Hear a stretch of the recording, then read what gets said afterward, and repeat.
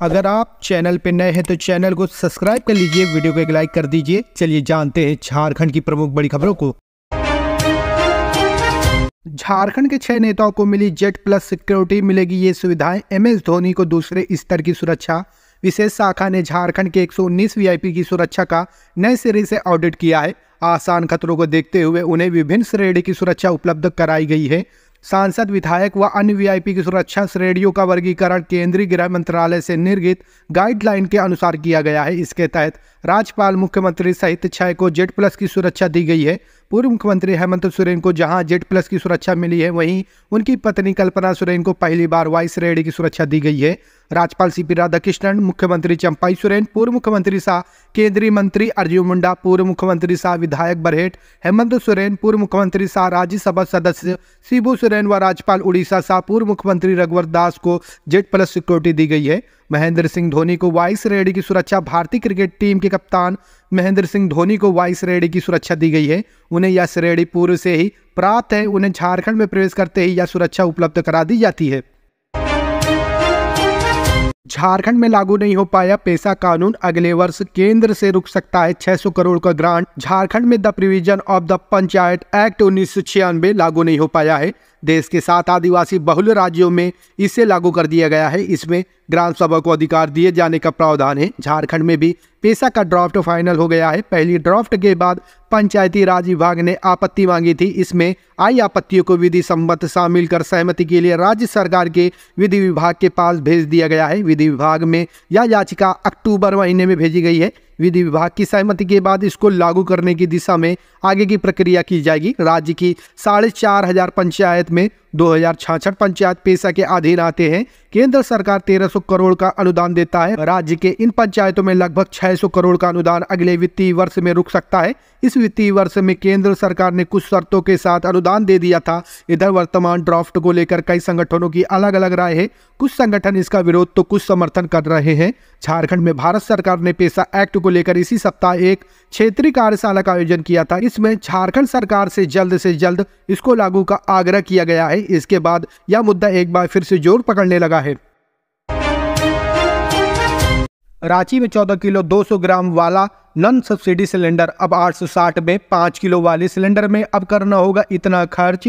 केंद्र सरकार की घोषणा के बाद गैस कंपनी ने 14 किलो 200 ग्राम वाले नल सब्सिडी सिलेंडर में 100 रुपये प्रति सिलेंडर की कटौती कर दी है। अब ग्राहकों को सिलेंडर के लिए 960 रुपये 50 पैसे की जगह 860 रुपये 50 पैसे देने होंगे। इंडियन के divisional LPG head Sameer Sinha ने कहा है कि नई कीमत शनिवार से लागू हो चुकी है। इसके साथ ही 5 किलो सिलेंडर में 35 रुपये 50 पैसे और 10 किलो कंपोजिट सिलेंडर में 70 रुपये 50 पैसे और 5 किलो कंपोजिट सिलेंडर में 35 रुपये 50 पैसे की कमी हुई है।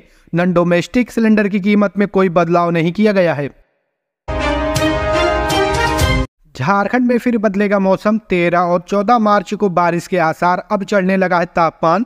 झारखंड में 13 और 14 मार्च को बारिश के आसार है। 9 मार्च से लेकर 13 मार्च तक राज्य में मौसम विभाग ने बारिश होने की संभावना जाहिर की गई है। झारखंड में किसी तरह का अलर्ट नहीं है, लेकिन तापमान में आ रही गिरावट अब महसूस होने लगी है। राज्य के तापमान में आ रहा बदलाव भी नजर आने लगा है। मौसम विभाग ने 13 मार्च को आसमान में आंशिक बादल रहने और गर्जन के साथ वज्रपात की संभावना जाहिर की है। 14 मार्च को दक्षिण पूर्व और निकट के इलाकों में हल्के से मध्यम दर्जे की बारिश हो सकती है। मौसम विभाग के अनुसार 10 मार्च से तापमान में बदलाव महसूस होने लगेगा। 11 मार्च से धीरे धीरे तापमान में 2 से 4 डिग्री की बढ़त दर्ज की जा सकती है। 9 मार्च से लेकर 12 मार्च तक राज्य में अधिकतम तापमान 32 डिग्री सेल्सियस और न्यूनतम तापमान 14 डिग्री सेल्सियस तक होने का अनुमान है। प्रधानमंत्री मोदी 12 मार्च को झारखंड को एक और वंदे भारत ट्रेन की सौगात देंगे। बनारस तक चलेगी। प्रधानमंत्री नरेंद्र मोदी झारखंड को एक और वंदे भारत एक्सप्रेस ट्रेन की सौगात देने जा रहे हैं। यह बनारस तक चलेगी। प्रधानमंत्री 12 मार्च को इसका ऑनलाइन उद्घाटन करेंगे। यह जानकारी रांची रेल मंडल के DRM जसमीत सिंह बिंद्रा ने न्यूज झारखंडी को दी है। DRM जसमीत सिंह बिंद्रा ने बताया कि Ranchi Banaras Vande Bharat express 8 chair car coach होंगे। इसका सबसे बड़ा फायदा झारखंड, बिहार और उड़ीसा के रेल यात्रियों को मिलेगा। यह ट्रेन रांची, लोहरदगा, टोरी, डाल्टनगंज, गढ़वा रोड, गया और पंडित दीनदयाल उपाध्याय स्टेशन होते वाराणसी पहुंचेगी। यह बोकारो, स्टील सिटी, हजारीबाग, कोडरमा और गया जंक्शन से गुजरेगी। कांग्रेस से गिर सकते हैं और विकेट। झारखंड में इस विधायक के पार्टी छोड़ने की अटकलें तेज। लोकसभा चुनाव के लिए सबसे पहले प्रत्याशियों की घोषणा कर भाजपा तैयारियों के मामले में दूसरे दलों से एक कदम आगे नजर आ रही है, जबकि कांग्रेस और झामुमो अभी सीटों के बंटवारे तथा प्रत्याशियों के चयन में उलझे हैं। राज्य की 14 लोकसभा सीटों में से 11 पर भाजपा अपने प्रत्याशियों की घोषणा कर चुकी है। टिकट पाने वाले प्रत्याशियों ने अपना चुनावी अभियान आरंभ कर दिया है। इसके मुकाबले कांग्रेस को चुनाव आते आते झारखंड में और कई झटके लग सकते हैं। गीता कोड़ा के साथ साथ संगठन की चाईबासा जिला इकाई के प्रमुख नेताओं ने भी पार्टी का साथ छोड़ दिया है। ऐसे में जगन्नाथपुर से कांग्रेस के विधायक सोनाराम सिंह को भी अलग राह चुन सकते हैं। जगन्नाथपुर कोड़ा परिवार की परंपरागत सीट है। इस सीट पर प्रतिनिधित्व मधु कोड़ा कर चुके हैं। टिकट बंटवारे को लेकर विचार विमर्श के दौर असंतोष भी बड़े पैमाने पर उभर रहा है। टिकट की घोषणा होने के बाद यह चरम पर होगा। अमीषा पटेल चेक बाउंस मामला सुलझा। वीडियो कॉन्फ्रेंसिंग से जुड़े दोनों पक्ष। अभिनेत्री ने दी पहली किस्त। चेक बाउंस को लेकर रांची सिविल कोर्ट में अभिनेत्री अमीषा पटेल के खिलाफ मामला चल रहा है। यह मामला सुलझ गया है। दोनों के बीच हुए समझौते में अमीषा पटेल ने पैसे लौटाने की बात स्वीकार की थी। शनिवार को राष्ट्रीय लोक अदालत में अभिनेत्री अमीषा पटेल और शिकायतकर्ता अजय कुमार सिंह के बीच एग्रीमेंट हुआ। फिर पहली किस्त की राशि भी दी दी। बता दें कि पिछले 6 साल से रांची सिविल कोर्ट में अभिनेत्री अमीषा पटेल और अजय कुमार सिंह के बीच चेक बाउंस मामला चल रहा था। सुनवाई के दौरान दोनों पक्ष वीडियो कॉन्फ्रेंसिंग के जरिए जुड़े। फिर समझौते के अनुसार अभिनेत्री अमीषा पटेल ने अजय कुमार सिंह को पहली किस्त के रूप में 20 लाख रुपए का चेक दिया। इससे पहले हुई सुनवाई के दौरान दोनों पक्षों के बीच 2,75,00,000 देने का समझौता हुआ था। समझौते के तहत राष्ट्रीय लोक अदालत में पहली किस्त के रूप में 20 लाख का भुगतान अभिनेत्री अमीषा पटेल की ओर से किया गया। इसके बाद दूसरी किस्त के रूप में 50 लाख, तीसरी किस्त के रूप में 70 लाख, चौथी किस्त के रूप में 62 लाख और अंतिम के रूप में 31 जुलाई 2024 को 62 लाख रुपए शिकायतकर्ता अजय कुमार सिंह को देना होगा। इससे पहले अमीषा पटेल अजय सिंह को 11 लाख रुपए दे चुकी है। मां ने लोन नहीं चुकाया, बेटे को बनाया बंधक। गढ़वा में माइक्रो फाइनेंस बैंक के मैनेजर ने 14 दिन तक बर्तन धुलवाए, शराब की बोतलें उठवाई। गढ़वा जिले के भवनाथपुर से एक अजीबोगरीब मामला सामने आया है, जहां माइक्रो फाइनेंस बैंक का लोन नहीं चुकाने पर एक महिला के 12 साल के बच्चे को बंधक बना लिया। बताया जा रहा है कि बैंक मैनेजर ने उससे झूठे बर्तन धुलवाए, बैंक में झाड़ू लगवाया और शराब की बोतलें भी फेंकवाई। बैंक कर्मचारी ने बच्चे को 14 दिन यानी पूरे 2 हफ्ते तक बंधक बनाए रखा। साथ ही बच्चे की मां को धमकी भी दी गई कि अगर किसी से शिकायत की उसकी आंखें और किडनी निकालकर बेच देंगे। महिला की शिकायत पर बंसीधर नगर एसडीपीओ सत्येंद्र सिंह और स्थानीय लोग बैंक पहुंचे और बच्चे को छुड़वाया गया। मामले में नाबालिग की मां ने थाने में लिखित शिकायत दर्ज कराई है।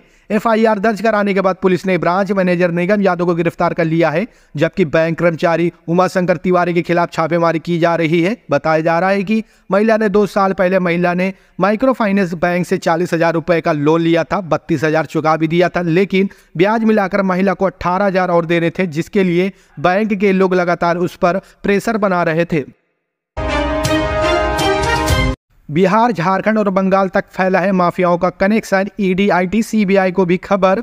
केंद्रीय जांच एजेंसी ईडी यानी प्रवर्तन निदेशालय द्वारा रेत माफियाओं के खिलाफ एक बड़ी कार्रवाई को अंजाम देते हुए बिहार में आधा दर्जन लोकेशन पर सर्च ऑपरेशन की कार्रवाई को अंजाम दिया गया। सर्च ऑपरेशन के दौरान आरजेडी पार्टी के बेहद चर्चित नेता सुभाष यादव के यहां भी सर्च ऑपरेशन को अंजाम दिया गया है। सुभाष यादव के बारे में बिहार के राजनीतिक गलियारों से जुड़े लोग कहते हैं कि ये बिहार के पूर्व मुख्यमंत्री लालू प्रसाद यादव और उनके परिजनों के साथ इनका ये बेहद करीबी संबंध है। ये लालू यादव परिवार के अपने रिश्तेदार तो नहीं, लेकिन रिश्तेदार से कम भी नहीं है। जांच एजेंसी के द्वारा शनिवार को सुबह करीब 5:30 बजे से सर्च ऑपरेशन की कार्रवाई शुरू की गई।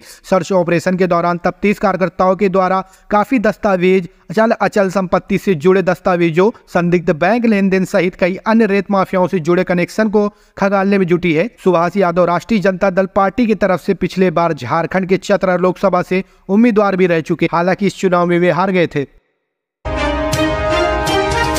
रांची में फ्लैट में आग लगने से एक बुजुर्ग की मौत, दूसरे की हालत गंभीर। रांची के सिरमटोली इलाके में पर्ल अपार्टमेंट के एक फ्लैट में आग लगने से 75 वर्षीय बुजुर्ग जुल्कन सुरीन की मौत हो गई, जबकि उनकी बहन 80 वर्षीय जोलेन होरो की गंभीर हालत में हॉस्पिटल में दाखिल कराया गया है। घटना देर रात की है, जिसकी जानकारी अपार्टमेंट के लोगों को शनिवार सुबह हुई। पुलिस को फ्लैट से धुआं निकलने की सूचना दी गई। इसके बाद फायर ब्रिगेड की मदद से आग बुझाई गई। पुलिस फ्लैट का दरवाजा तोड़कर अंदर घुसी तो जुल्तन सुरीन मृत पाए गए। फर्श पर बेहोश पड़ी जोलेन होरो को अग्निशमन दल ने बाहर निकाला। रिटायरमेंट के बाद भाई बहन फ्लैट में एक साथ रहते थे। यहाँ परिवार का कोई अन्य सदस्य नहीं रहता था।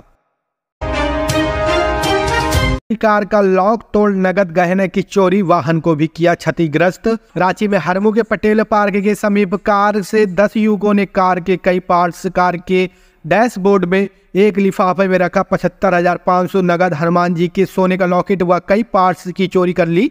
लॉक तोड़ने के लिए कार को कई जगह पत्थर से क्षतिग्रस्त कर दिया गया। इस संबंध में कार मालिक पुतिन कुमार ने अरगोड़ा थाने में प्राथमिकी दर्ज कराई है। उन्होंने कहा है कि उनकी कार पटेल पार्क के पश्चिम दिशा में उनके मित्र गौरव कुमार के ऑफिस के सामने लगाई गई थी। कार का लॉक तोड़े जाने पर उन्हें संकेत मिला। इसके बाद जब वह अपनी कार के पास पहुंचे तो देखा कि 10 युवक कार के पास खड़े हैं। इनमें से कुछ युवक कार के अंदर भी हैं। वह तेजी से चलते हुए अपनी कार के पास पहुंचे तो उनको देखकर 4 लड़के भागे, जबकि 6 लड़के पकड़े गए। पकड़े गए युवकों में राजवीर सिंह, साद, पवन कुमार, समी अहमद, स्वरूप कच्छप व राजकुमार शामिल है। युवकों ने कार का दोनों मिरर, सीट बेल्ट, दोनों वाइपर, बैटरी जैक का रॉड, स्टेपनी, स्टीयरिंग कवर और सारे मैट्रेस की चोरी कर ली थी। म्यूजिक सिस्टम निकाल कर वे ले जाने की फिराक में थे। वायर तोड़कर कार स्टार्ट करने का प्रयास किया जा रहा था। घटनास्थल पर पहुंचकर कार मालिक पुतिन कुमार ने वीडियोग्राफी कर ली और पूछताछ की सारी रिकॉर्डिंग भी कर ली। उक्त युवकों ने कार में कई जगह पत्थर से तोड़फोड़ भी की थी। पुतिन कुमार ने आवेदन पर प्राथमिकी दर्ज कर युवकों से पूछताछ करने के बाद उन्हें जेल भेज दिया गया। रांची की सभी लाइनें होंगी भूमिगत, जुलूस के दौरान नहीं कटेगी बिजली।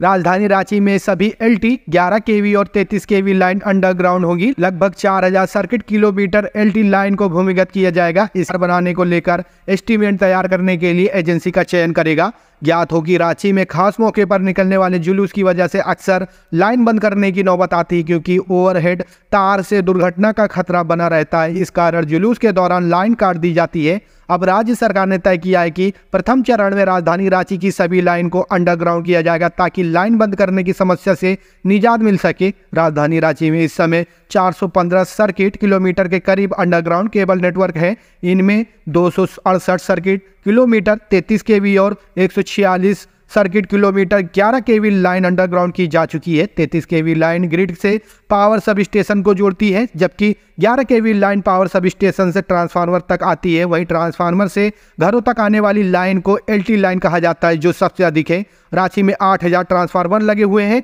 इससे करीब 4 से 5000 सर्किट किलोमीटर LT लाइन निकलती है। सबसे अधिक समस्या इन्हीं लाइन को लेकर होती है। अब सरकार ने LT लाइन को भी अंडरग्राउंड करने का फैसला किया है। रिम्स के दैनिक कर्मचारियों को 8 माह से नहीं मिला मानदेय। रिम्स में तैनात दैनिक कर्मचारियों को 8 माह से मानदेय नहीं मिला है। इससे कर्मचारियों को परिवार चलाने में परेशानी हो रही है। वहीं बच्चों की फीस भी जमा नहीं हो पा रही है। इससे कर्मचारी परेशान है। दैनिक कर्मचारियों का कहना है कि होली नजदीक है, लेकिन पैसा भुगतान की प्रक्रिया शुरू नहीं हो पाई है। कुल 333 दैनिक कर्मचारी है। इसमें 269 पहले से दैनिक कर्मचारी के रूप में सेवा दे रहे हैं। वहीं एजेंसी हटने के बाद गार्ड की नौकरी करने वाले 64 लोग दैनिक कर्मचारी के रूप में योगदान दे रहे हैं। सूत्रों ने बताया कि पहले से कार्य करने वाले दैनिक कर्मचारियों को 2 माह का मानदेय मिला है, लेकिन बाद में योगदान देने वाले 64 का वेतन 8 महीने से बाकी है। गौरतलब है कि दैनिक कर्मचारियों को प्रति माह 7000 रुपये मानदेय मिलता है।